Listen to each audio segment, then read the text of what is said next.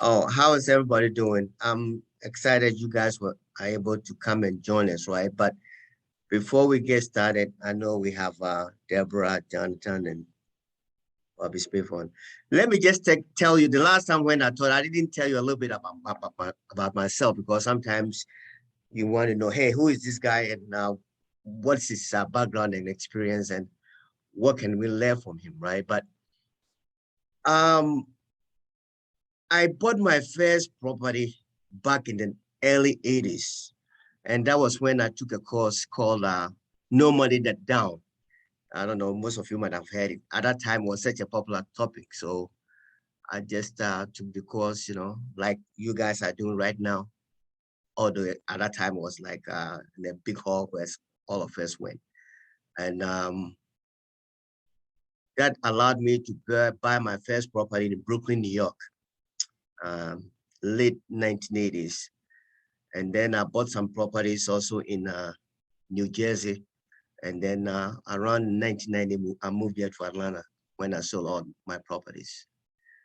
When I came here, I, bought a couple of businesses because I've always been an entrepreneur. So I bought a couple of businesses, I sold them. And then I formed a company called Quadrant Investment with my partner. We were buying, fixing, and selling. But at that time, we weren't buying high end. We were buying like low end, like 80, 90,000, 100,000, $120,000, and then selling them, fixing and selling them.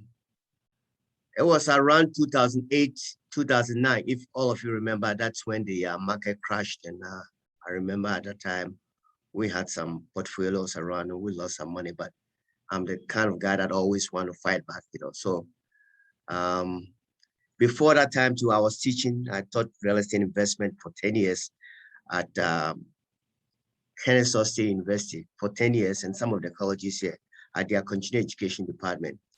I wrote all my instructional materials at the time. At the time too, I was organizing real estate mentoring and coaching. I was doing all of that. Currently, I have a niche. That's why I believe in niches, like what do you really want to do? Because I heard somebody said buy and fix. I heard somebody said short-term rentals with travel nurses and stuff like that. That's good.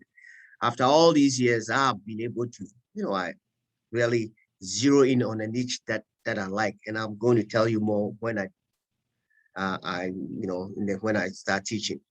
Right now, what we do is we buy properties that we can fix or tear down and fix and sell at least in the 500 or more price rate. That's our strategy right now.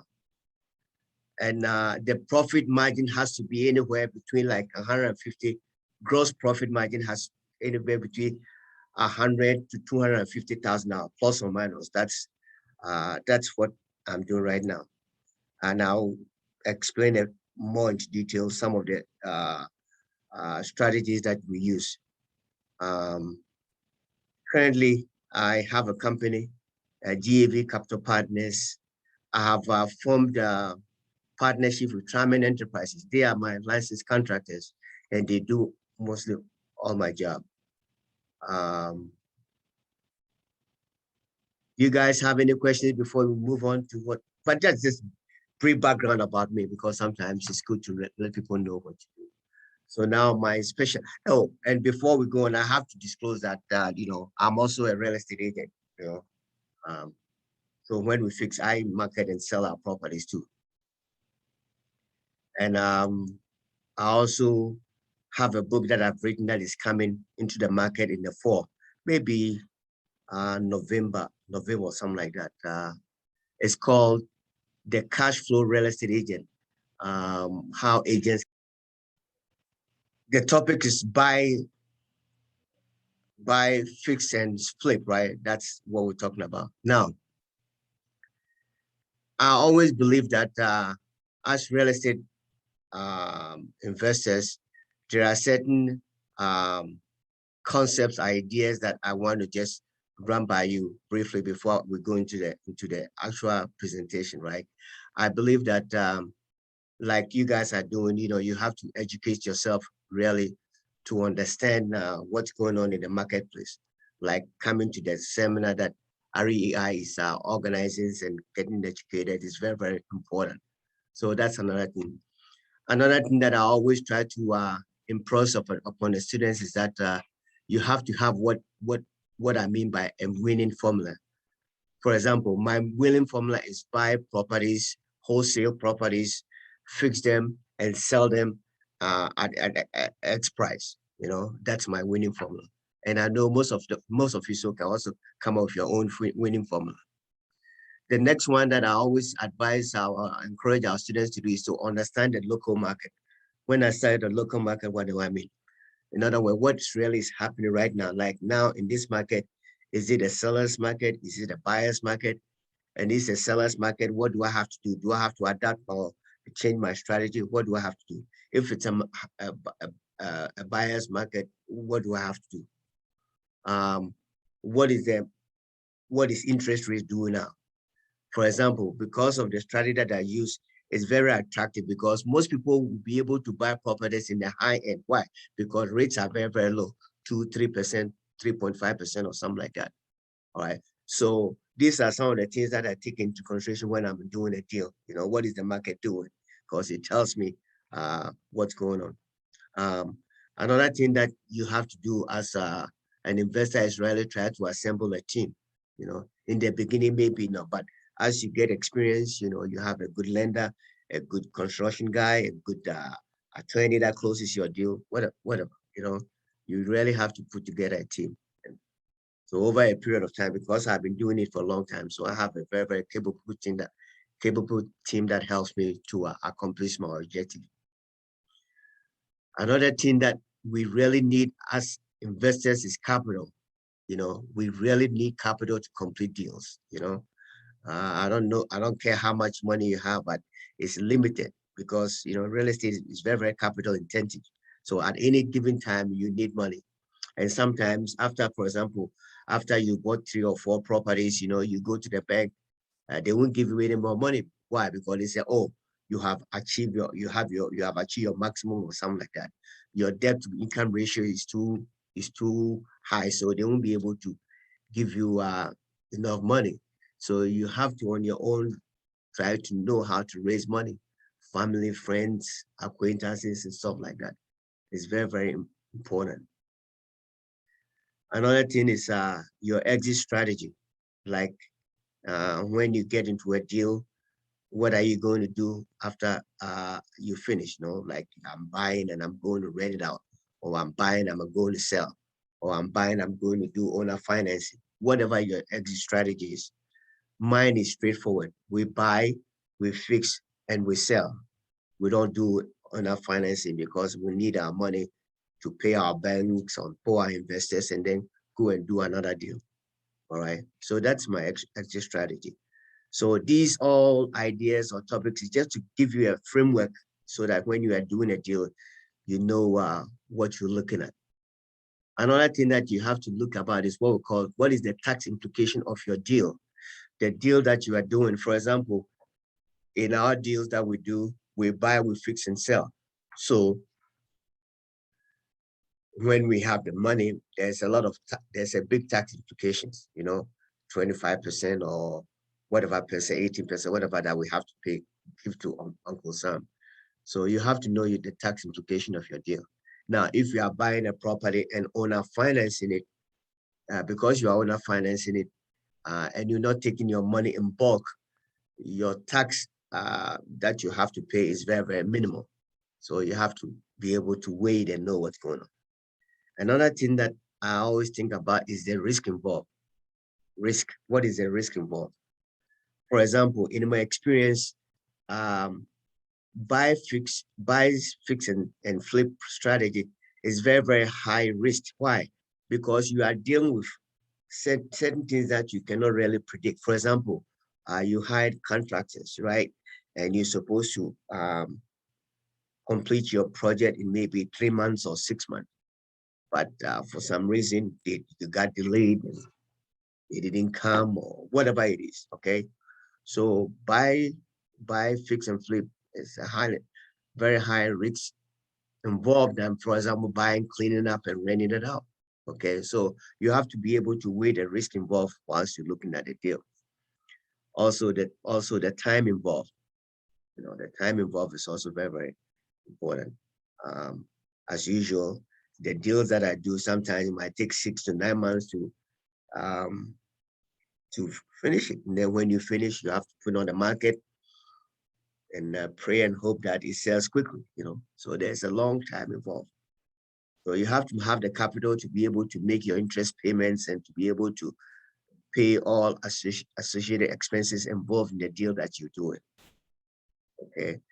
And after everything is said and done, we have to realize that real estate is what I call an ideal investment, IDEL.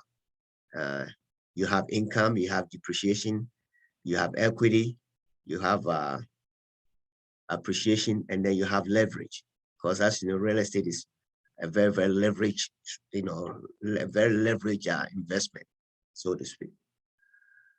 So in summary, this is just a framework for us to conduct our investment, so to speak, because the more educated and the more you know, the more you'll be able to know exactly what you're doing.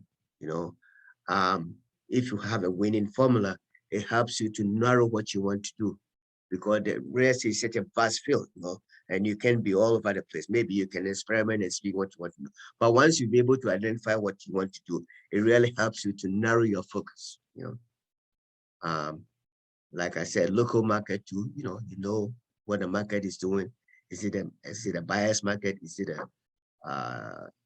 a buyer's market? Is it a selling market? What's happening with interest rate? What's going on in the general marketplace? All right. Ability to make sure that you have a good team that you can work with, able to acquire the capital that you need to complete deals. Your exit strategy going into the deals, the tap implication of your deal. After you make the money, a concern is also looking, so you have to pay something to them. I mean, there's a strategy called 1031 exchanges. I'm not involved in that, but that's another way to that you can at least get your money when you sell your property, use it and go and buy another property, so you minimize the taxes that you have to pay to the federal government. The risks involved, time involved, and then the ideal investment. Do you have any questions before we move on? I'll try and let's see, try and unmute you guys. Let's see. Participant. Why is he doing that?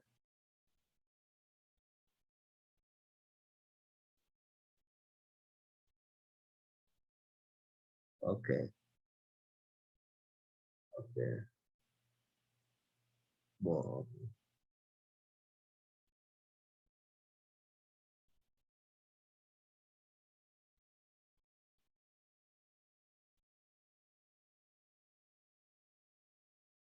okay. Can you guys ask, do you have any questions?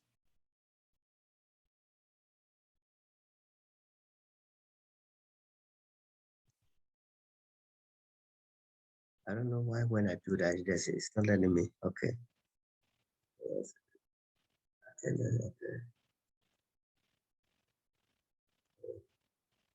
Why is it doing that?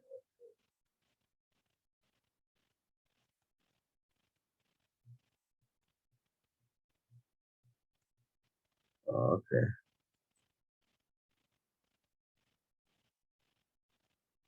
I'm trying to do that. Anyway, let me go on.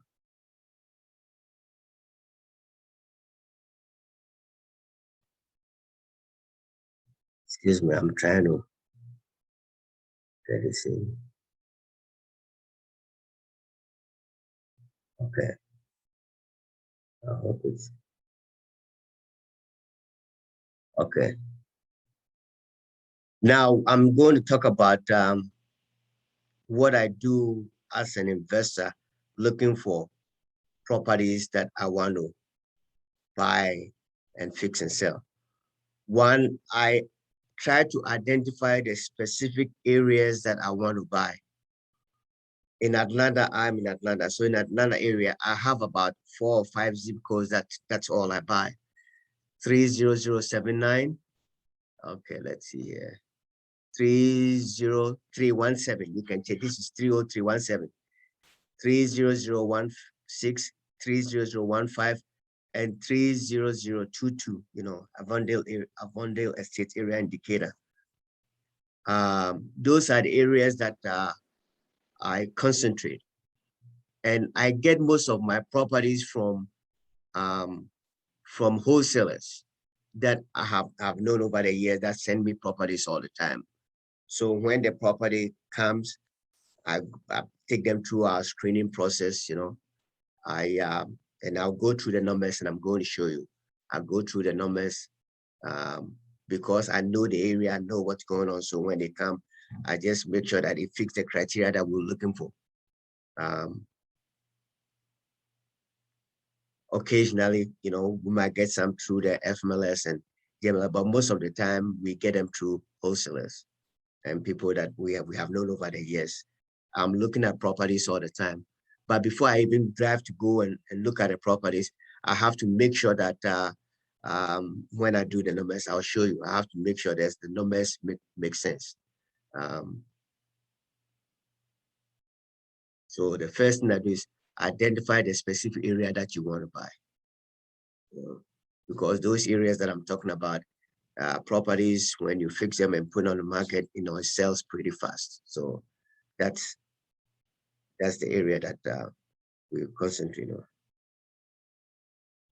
The second thing that we do,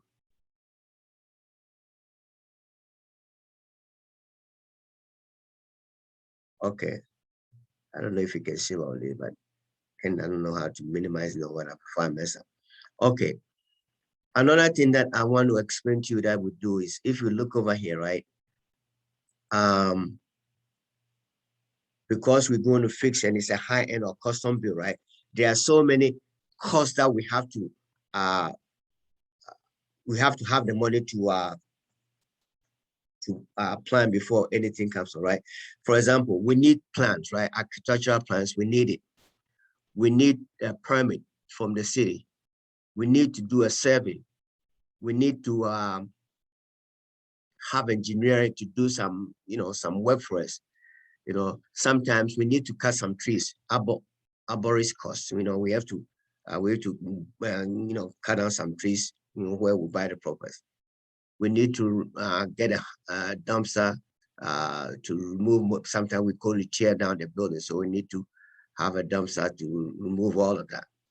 Then we have to take into consideration the current cost, how much is going to cost us to make our payments, insurance payment, utility payment, all these costs that we call them our soft costs, right? So what I do, or what me and my partners do, is that we always try to find what we call fund money partners. Remember when we're talking about, raising money or having the capital, we always try to raise money, maybe $50,000 that we'll be able to raise from money partners that we raise money for. And that money is to help us to do all these, what we call soft costs. Soft costs are the costs that I told you, the plans, the service, the permits, and all that, all of that. So that's the money that we raise from the fund money partners that we have. Sometimes we might read about 100 or 80,000 or whatever, that help us to fund our cost. Of course, when the property sells, we give them we work out some interest payments to them or something like that. Also, because that's very, very important. And one of the reasons is because we are doing custom or high-end homes, right? The money that is required is a little bit higher than if you do like 100, 200,000 or $300,000 deals and stuff like that. So that's one of the reasons why we need money, so that we'll be able to have the money up front, be able to do the deals. The actual money that we're going to use to buy the property, we're going to go to hard money lenders to get the money. Hard money lenders. They are lenders that give you the money to buy the property, and then even give you some of the money to even fix it. But before you can go to the hard money to get the money, you should be able to show them the plans, if you have the property, the plans that you're going to use, the plans and all that, you need all the information to give them and how much actual money that you need to buy the property for. So that's why we need this property to fund us this money before we go to the actual lenders to get money. Okay, what's the next? So we identify 2 or 3 fund money partner that would fund the pre-purchase cost. The pre-purchase cost is what I told you. Plans, for architect, engineering, and all kinds of stuff. All right. Okay, this is the most important part when you are doing a deal, right? You remember I told you that before, when I get a deal from a wholesaler or whatever I buy, right? I have to run it through my numbers to see if the numbers make sense. Okay. First, we have to know what we call the after repair value. In other words, after the property is fixed, right? How much am I going to get for the property? So that's what we call after repair value, ARV. And normally, if you have a pen or paper or you can write, I'm going to show you something that we do, right? Normally, when we have the after repair value, right, we multiply the number, we multiply the after repair value by what we call 70%. That is a formula that we use, right? So when you multiply 70 by 695, you get 485. So that 480 or 486.5, right? That number, our repair cost and the purchase should equal that amount. Okay, this is just an example that I use. When we have time, I have actual deal that we did that I'm going to show you what we do. So in other words, the 486, right, will be the repair cost and the purchase. The two of them should equal 486,500. Okay, so that amount 486,500, if you subtract it from the if you subtract it from the 486,500, you get 208,500. That is our gross profit that we're going to 208,500. That is the gross profit. Now, the gross profit doesn't include, like, if you hire an agent to pay their commission and interest payments and stuff like that, right? This is just a gross, right? But if I look at this, could I say, let's say, even if our other costs and everything comes to 50 or 60, $100,000, right?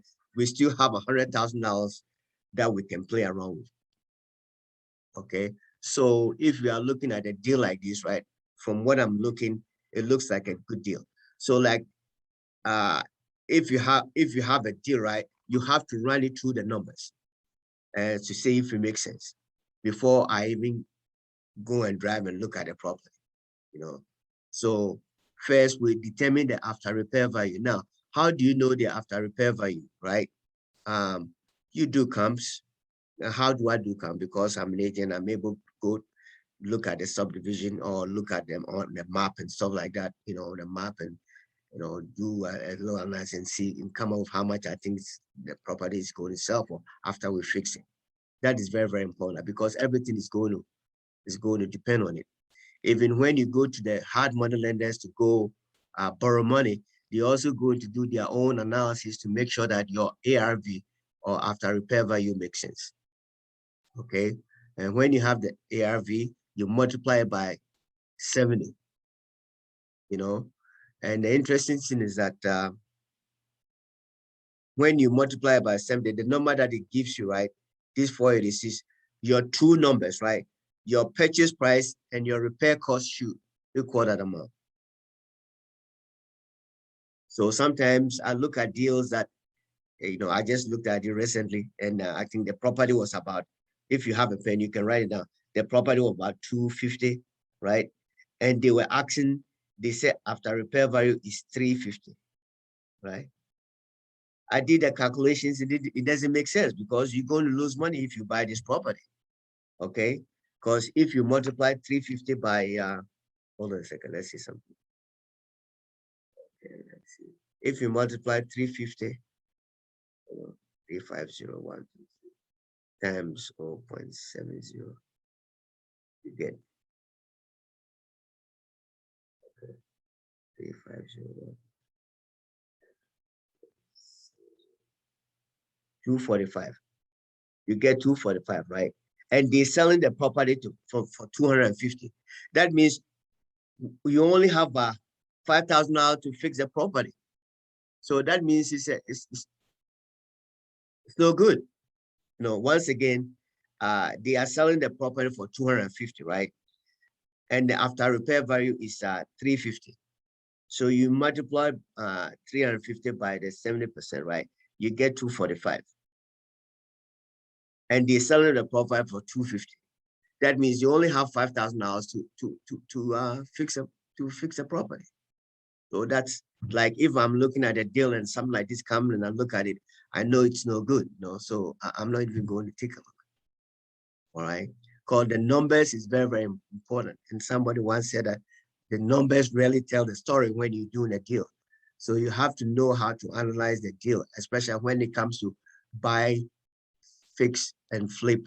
The numbers is the key. Because if you don't work the numbers pretty right, and your margin is very, very thin, by the time you finish, you pay everything. By the time you don't have any money left. And most investors that buy, fix, and flip and don't really work the numbers very well, you might lose money. So we have to be very, very careful in that area. Working the numbers, knowing the after repair value, knowing how much it's going to cost you to fix a property. Getting a very, very good contractor that will be able to give you a good estimate for you to be within budget. Getting somebody to make sure that they're doing the work and that, they're spending the money where it's supposed to be.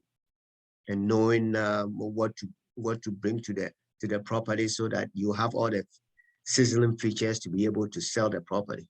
So these are some of the things that you have to manage as a rehab investor. Like I tell my students, I'm kind of busy, but there are times that if I have my time and if time permit, I will try and do a field trip, take my students, I'll let you know in advance, take the students to go look at some of the properties that we are working on to see how I work the numbers and everything. As a matter of fact, before I go on, I was going to tell you about 2 weeks ago, we bought another property that we are going to work on. I don't know if I can even go on, I can share, but at least I can go on and write this thing in it. Okay, let's see something if I can do this. What time is it? Let's see. Not able to do it, but that's all right. But I can just tell you if you have a pen and paper, I'm just going to give you the figures, right? We can just write it down, right? I was going to do, but I'm not from it. But the ARV is 650, the new deal that we are going to do, right? So you can write down 650, right? That is the ARV, 650. All right, 1, 2. Purchase price that we got it was $169,000. This is a tear down, all right? Construction is going to cost us about $250. Rehab construction cost is about $250. So when you add that, right, you have 419. 419, right? If you're writing it down. Now, if you subtract the if you subtract the 419 plus from the after repair value, right, which is 650, I wish I media you and ask you how much you get. Okay. So we're looking at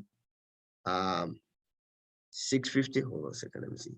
650 minus 419,123 is $231,000.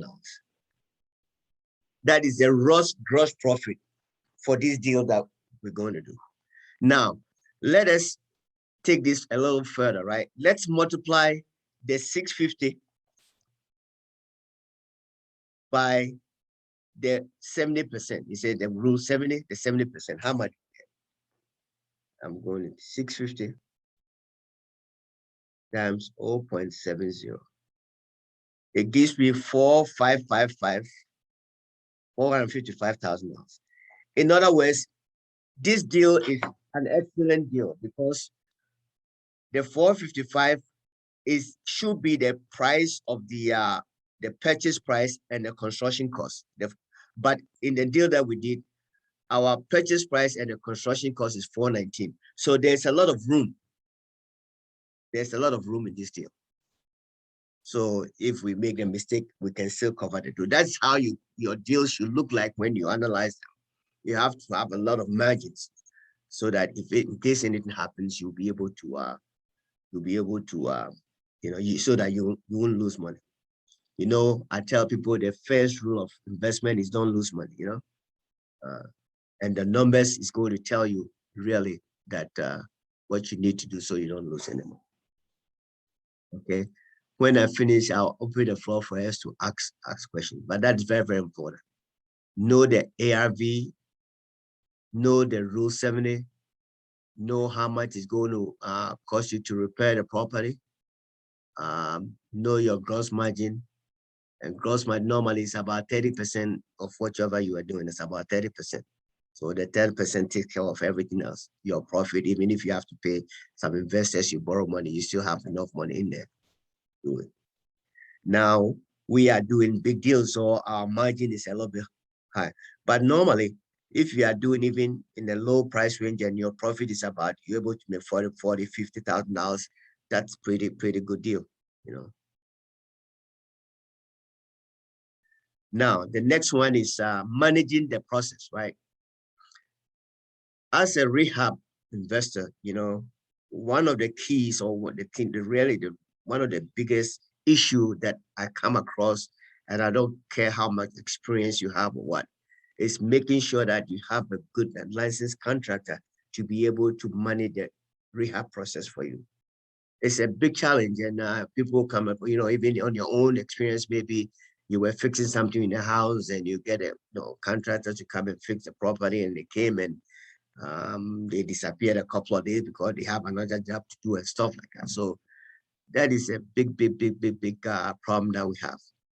Now, what I have done, because we're doing, in the high end, and in fact, I've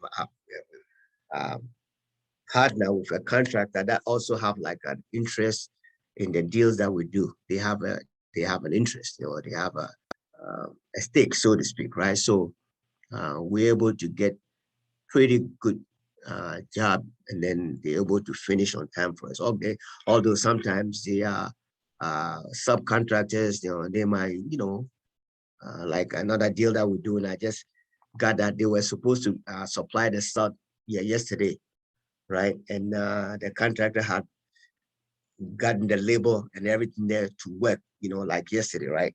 But guess what? The site they were supposed to deliver didn't come, so they came today. So he has to go and move around and gather the stuff, the labor to come back again. So these are some of the challenges that we face. So managing the rehab process is very, very crucial. Because if you delay the project, you have interest payments, maybe your deal is to complete in maybe 6 months. And because of delays and all kinds of stuff, it took you an additional couple of months to finish it. So your budgeted profit or whatever is going to reduce because you have to make your interest payments and stuff like that. And these are some of the challenges that rehabbers go through, and it's a real challenge. And another thing is even trying to get the license or the permit or from the city in time, or getting the inspector who, because anytime you do in a process, they have to come and inspect, getting them on time to come and inspect, stuff like that. Sometimes you might do something that you're not supposed to do, and then they might come and put a stop order on the project that will hold the project back, stuff like that. So these are all some of the challenges that we have to be aware of when you're doing a rehab. The most important thing is to really have a good, reliable contractor that you can work with. That's one of the keys to being able to complete on time. Like in our case, we have a rehab supervisor that also keeps an eye to make sure that everything is going fine, especially when you work with uh, uh, hard money lender, because the way they work is that when the job is done, they will come and make sure that like the electrical thing is done, right? They will come and supervise. Once they approve, then they release the money to you. So you have to have somebody to make sure that they are keeping track of everything. So that's also very, very important.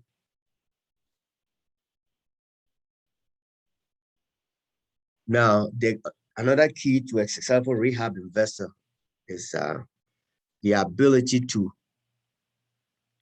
finish the process or the project in time and have it marketed. Okay, that is very, very crucial. We always stage our properties. We always stage them nice. I have a lady that is a stager, very good. I have a guy that takes very, very good pictures. Um, Everything is done to market, because you market to a high end, we call luxury marketing strategy. So we employ all of that, to make sure that it's selling on time. As I talk to you right now, there's a property that we finished in the Kirkwood area in Atlanta, if in the Atlanta area, that we are now marketing. So, fortunately, my background is investment before I became an agent, okay, to learn about all this. So I market up, I have associates, but I market our properties, stuff like that. So we have to make sure that we pull all the strings involved to get a property marketed so we can sell it and pay the banks, pay the investors, and then pay the um, investors owners too. So, marketing the property is very, very important. I've seen times when like investors say, oh, I want to save some money, so I want to maybe market it myself. I won't recommend, I'm an agent, I wouldn't recommend that. I would recommend that anytime you do a project, find a very, very good uh, agent, because they know the market, they know what to do so that they can market it. Because the longer the property stays on the market, right, the more money you have, the more interest, the more you have to pay your interest, and the more it's your money. So the earlier you do everything to get a market, put on the market and get it sold, I think the better that you will be. All right. So marketing is very, very, very, very important.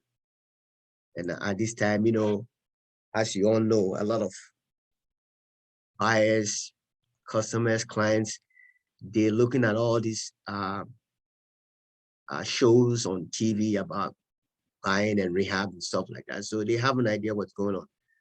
They have an idea how many people are, what do you call it, what kind of materials that they are putting in these properties. So you have to make sure that your renovation also meets all these criteria. It's very, very important. You have to put high end, stainless steel appliances, countertop, hardwood floors, all the seasoning, nice lighting package. All these seasoning features have to be put in, so that you'll be able to sell the property on time. Okay, I think I went through this very, very quickly. You guys have any questions? I'm more than happy to. Let's see if we can open it meeting. Get you guys to at least.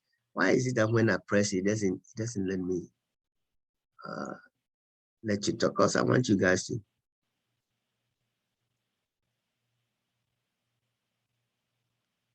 Any question, or if not, you can just write any questions so I can answer them, please.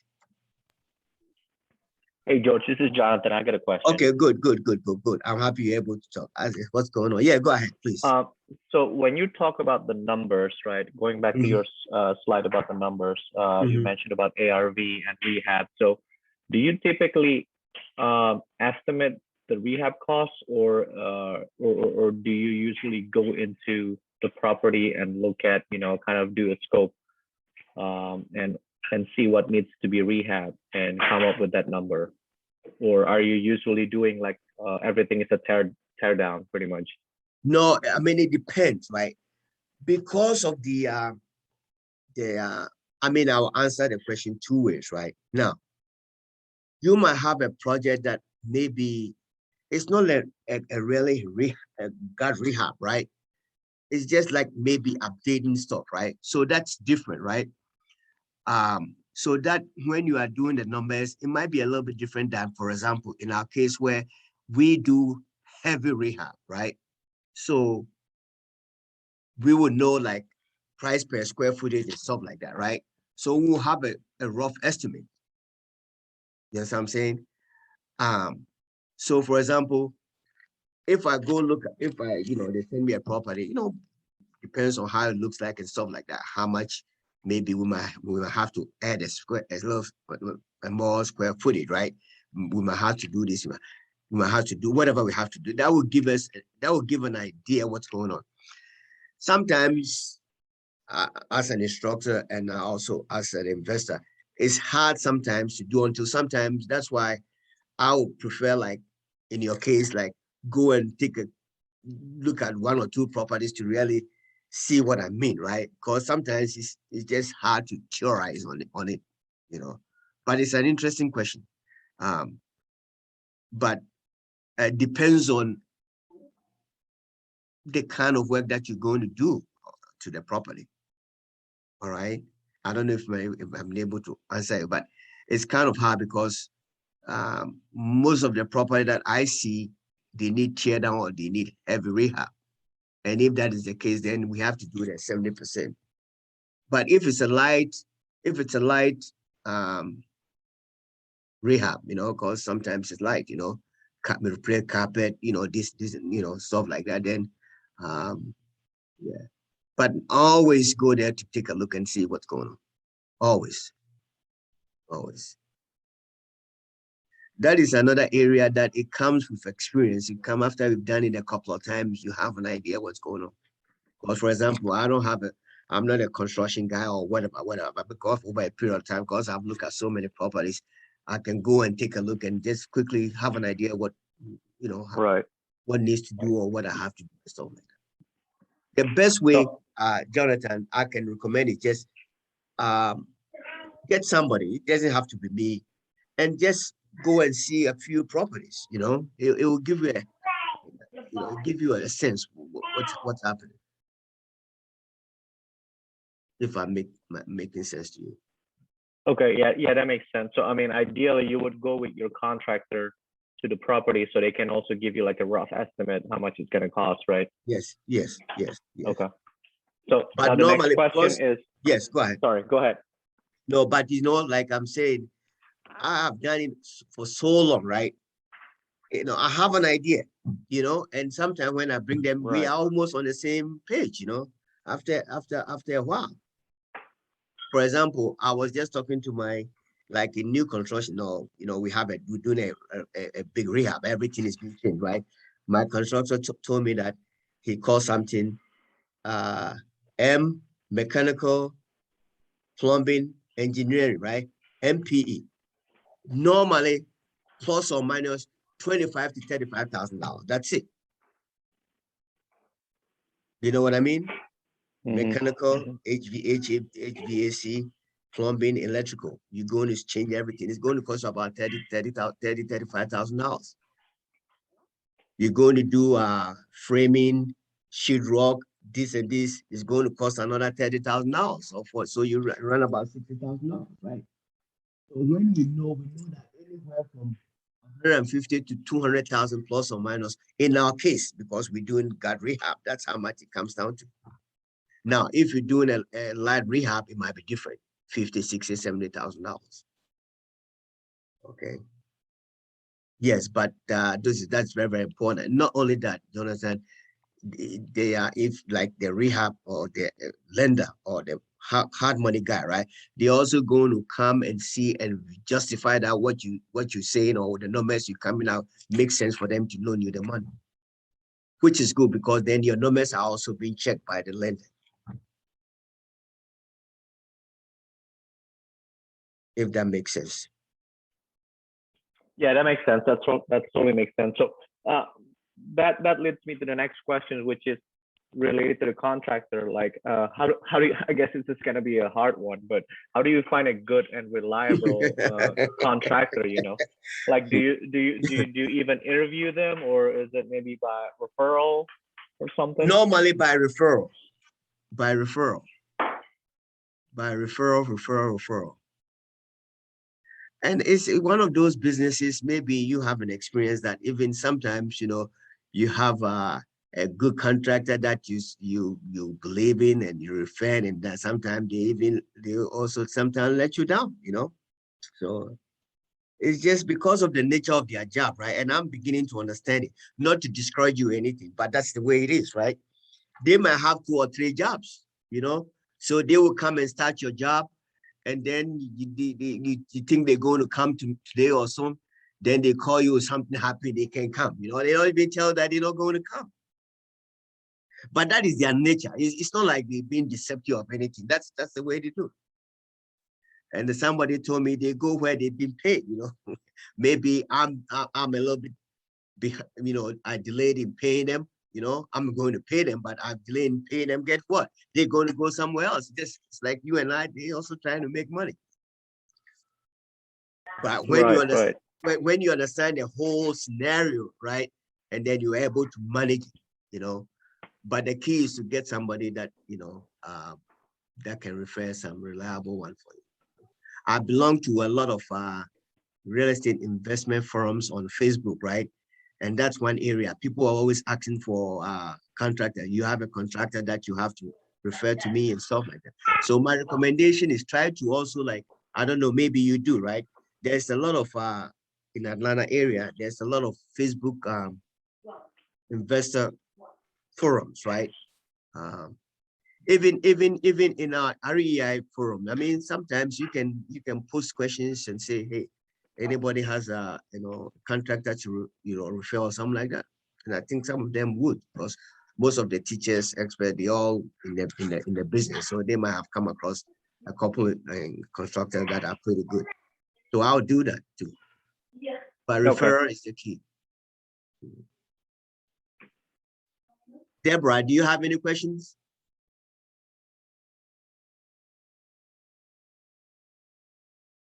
Hello?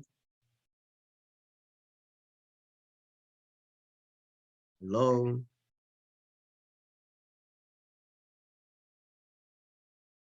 So that's all the question you have, Jonathan? That's it? Yes, for now. Okay. Yeah, the numbers are very, very, very, very important. And if, for example, like you're doing like buy, clean up and fix, that's a different strategy altogether. So you don't need that. But if you do like really rehab and fixing and selling, then the 70% rule is very, very crucial to help you have enough margin, in case something happens. So, you'll be fine.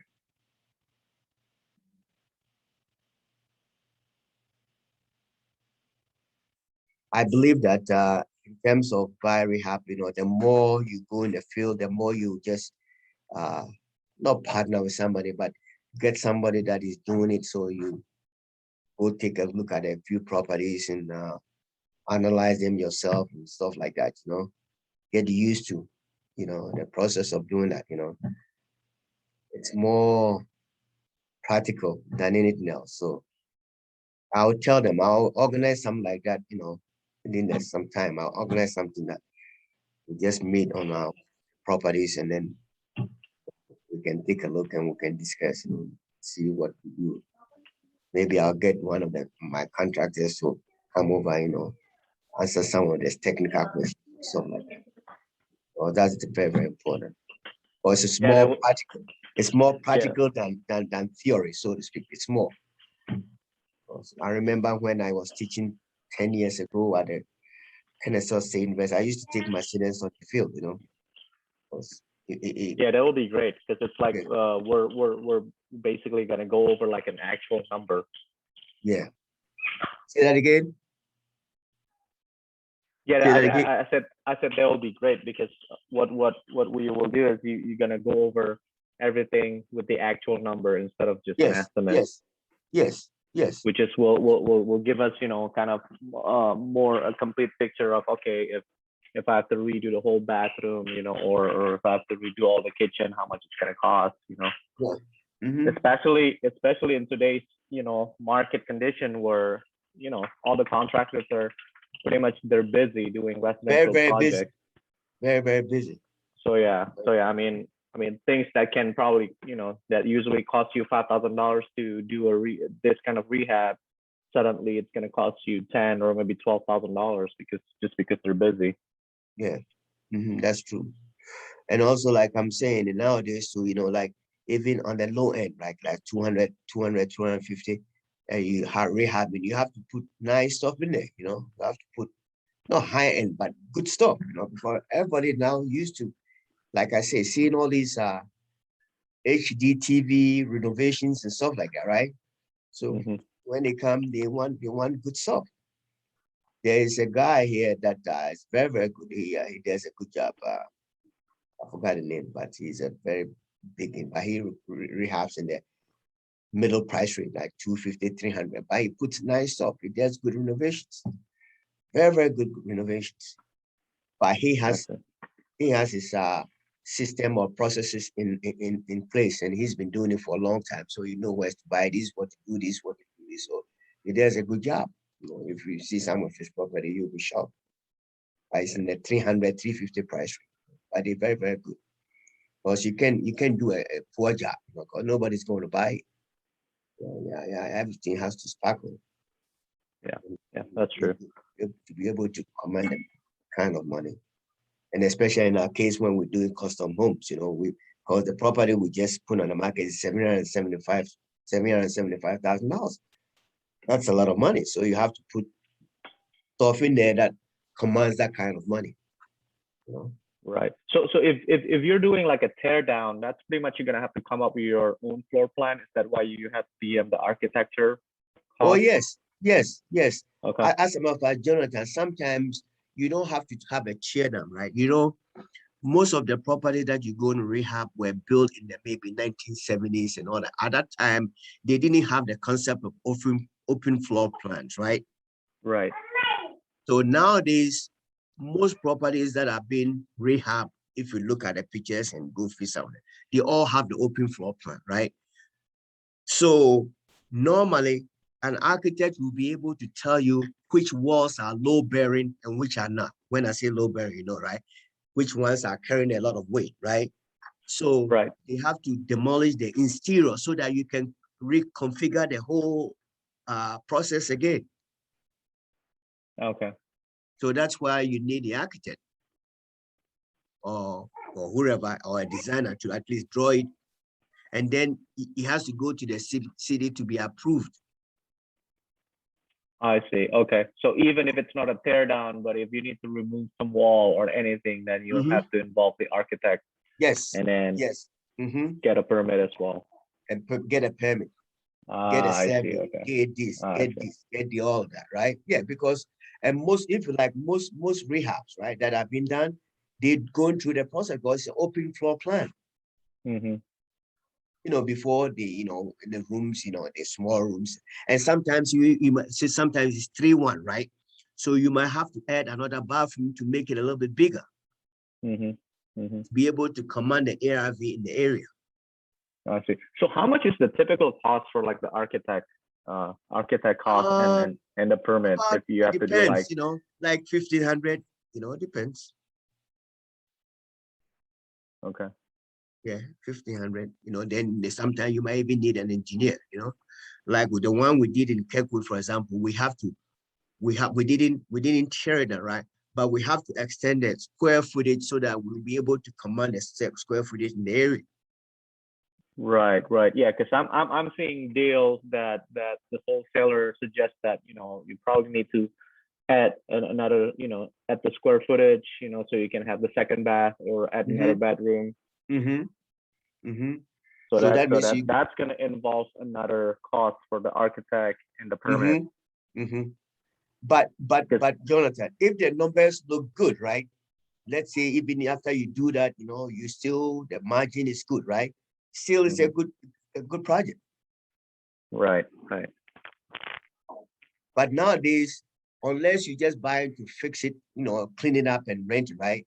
If you really want to get a top dollar and get people, because now current customers, buyers, they're very, very, I wouldn't say discriminatory, they're very, very discerning, right? So if they go and they say the episode done, everything is, it's all, it's not open floor plan, they don't want it. They go somewhere else. Yeah. So that's the sentiment of the markets right now. Okay, that's the way. That is the sentiment of the market right now. And so we have to cater to the sentiment of the market, know what they want and give it to them. As a matter of fact, because of even the COVID nowadays, people want to work from home, right? So if you have a place where you can even create an office, right? That would be a good selling point. Right. See? Yeah. So these are some of the things that even we as small scale investors and whatever, we have to take all this into consideration. And, normally rooms were 3 bedrooms, 1 bath, or 2-1, right? So when you buy it, you have to figure out to expand it and make it 3-2 or 4-2 or 4-4, whatever. So that you can even go to a place and raise the ARV by doing that, because you can go a mile and see something that was fixed for something that was was rehab. It had 4-2. So you can also pattern your that to 4-2 and then raise the prices. Investors do that all the time. Yeah. Yep. Yeah, very creative bunch, So if I were you, what I would do is, just select an area that you like, and drive around the area, see what's going on, see the patterns. Getting an agent, sometimes they do it, they finish, you can go inside. I always believe that you have to get in the habit of always booking, driving, just get your mindset ready. Right. Even if you're not doing anything, drive around, see what's going on, go look at property that have been fixed, how does it look like, and stuff like that. These are all like a way of getting your mind ready. I see.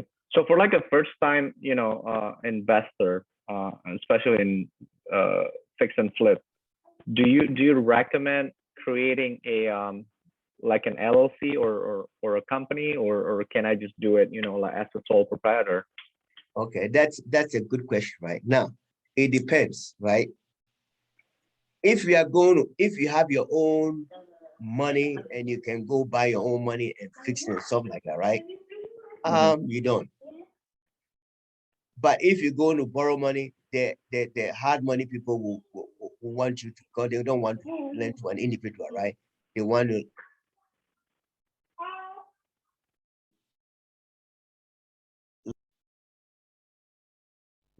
Did you hear what I said? No. You were cut off a little bit there. Okay, sorry. I said, are you going to use hard money? Yes. They always require an entity to loan to. You know what I mean by entity?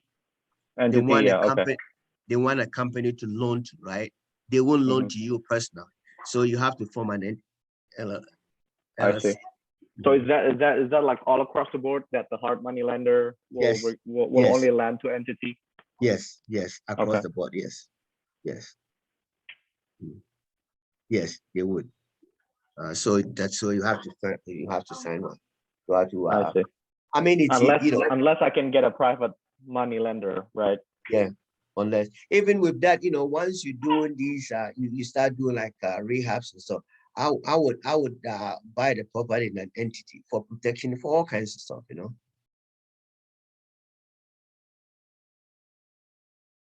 I will buy it in an entity there, especially Okay. if you're going to do rehab.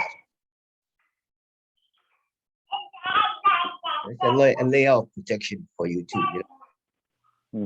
Okay. It's Miss Deborah there is not saying anything. No, maybe it's in a place where you I lost can my call now. Sorry about that. I did have a question about permitting. How much is permitting costs if you're doing renovations? Not new build, but renovations. It depends. Anywhere from 500, 800. It depends on the county and stuff like that. Do It the depends. county websites usually have that information published? Yeah, they do. Yeah. And Okay. also it depends on what you're going to do to the property, right? If it's just little stuff, and so it depends, But normally anywhere from 350, 500, 800, plus or minus, depends. Okay. Do you have a project that you planning to do or something? Yes, I purchased a single family about a month ago, and just debating if I want to do how significant of renovations I want to do inside. How much? Where is it? If you don't mind sharing. Sure. It's in Fayetteville, North Carolina. Oh, okay. Okay. It's about 1,000 square foot, but it's on a half acre of land. Okay. 1 bathroom. I'll make it 2. Right. So that's what I'm just trying to determine if How it's much would the ARV be? I think it depends if I make it bigger or not. Give me an average idea. Average 140. How much did you buy it for? 57. That's a good deal. How much do you intend to put in?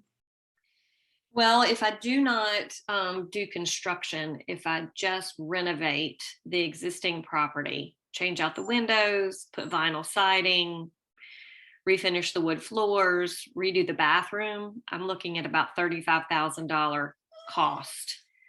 And I think if I just do that, my appraisal will probably come in about 115 or 120. Okay, I'm applying the 70% rule, right? Mm-hmm. So when I multiply 70 by 140, right? I come out with 98,000, right? Mm-hmm. So if I supply the 57 that you paid for the property, right? Mm-hmm. That means you might have $41,000 to fix, to do whatever you have to do. Right. Okay. So I need to run my comps for More. an extra bedroom, an extra bathroom, whatever. Yes, that's Find what out I'll what do. those true comps are. Okay. That's what I'll do. If I were you, right, run a cap, see how much you can get the most for, because the price as it stands is good for like light rehab, right? Mm-hmm. But run a cast, maybe you can bring it to maybe 190 or whatever. I don't know, right? Mm-hmm. Then you can, run the numbers again, see if you can get more money for it. Okay. I hate to not make it larger because the piece of property is so nice. I see. Would the fact that it's on an acreage make a difference in terms of selling it, or it doesn't matter? I'm going to keep it. I'm not looking to sell it. Oh, okay. Okay, I got you. You got a good price, though. I hope so. Did you pay cash for it? I did. Okay, good. Congratulations. Thank you. That's even better. Let me tell you about something that we do. Now, I was going to say, right? Nowadays, our strategy, I will let you guys go, but this is interesting. Nowadays, our strategy is that we pay cash for the property upon, like what you did. All right.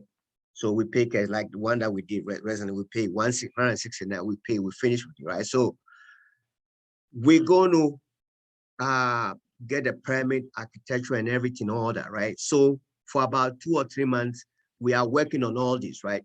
So by the time we go to the bank to get the money, right, we are ready to start construction.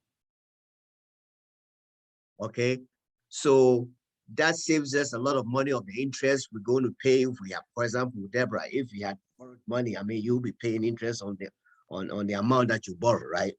And you know, like now you're still debating what you want to do, right? So that's good that you pay cash, so then you don't have to worry about it, right? So you can take your time and do your honor. So that's what we're doing. So that's a good idea if you can pay cash and just kind of over with, right? And also on the construction now, are you going to go for hard money or what? I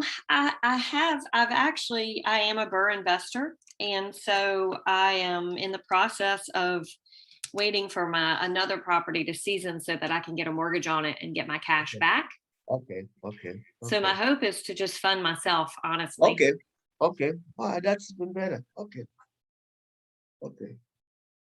So then if you don't have to do that, then you can just negotiate because the contractors, they know they're going to get paid and stuff like that. So that even helps you to move the project along. So that's very good.